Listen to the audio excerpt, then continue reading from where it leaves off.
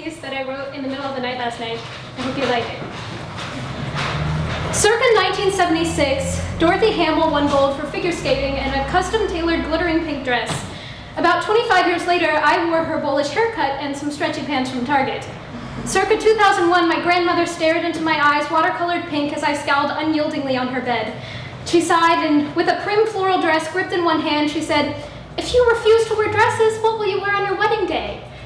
"Pants," I said, but this did not suffice. For maybe the first 3 years of my life, I threw up on sterile-smelling kitchen and grocery store floors while everything around just sort of stayed suspended in a circa 1950s magazine advertisement, smiling and perky and squeaky clean. Cereal boxes lined up in a row on a shelf, fruit meticulously arranged in a bowl on the counter, all domestic and white with a slender woman poised over her shiny new vacuum, but maybe because vacuums don't clean up vomit, well, time stayed frozen around me while the spicy oranges puddles seeped steadily between the sterile tiles, and some frenetic white fairy dots flew all around. At some point early on, my decrepit curmudgeon of a pediatrician prescribed me a glass of soy milk daily to settle my stomach. Circa 2004, the end of recess bell clanged. Julia from my first grade class stood next to me in line and asked me for the third time if I was a boy or a girl. I said girl and cried.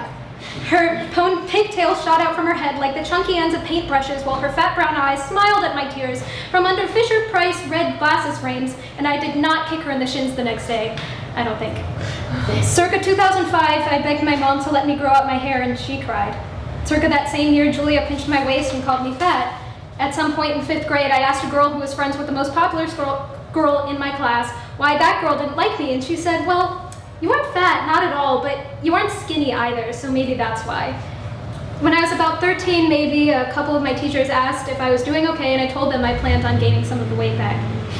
When I was 8 years old, maybe, my young, cheery, ex-wannabe rock star pediatrician said I was becoming a woman. My mom gasped and tried to send him visual signals of "please stop now," because I didn't know then that becoming a woman was more than just growing a few inches taller.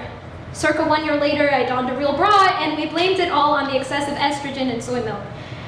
Circa 2009, someone in my gym class told me to, quote, "stop running like a fairy," and in another gym class, a guy yelled to some other guy to, quote, "stop standing there like a pregnant lady." Sometime in 2011, my computer ran at a manageable but nevertheless irritating pace, and I whispered, "Come on," and a guy next to me said, "Maria, did you just say that kind of sexy?" And as the page finally loaded, I said, "No, go away." Sometime the next year, I ate a brownie, and a different guy sat next to me and said, "That diet does not match that body." Circa the rest of that year, a guy would not stop texting me and following me around because I was, quote, "a mountain of love he could not climb." 2 years later, someone told me that I was beautiful, so I thought that meant that they had more to say, but over the course of a few months, maybe, I learned that this wasn't and isn't the case.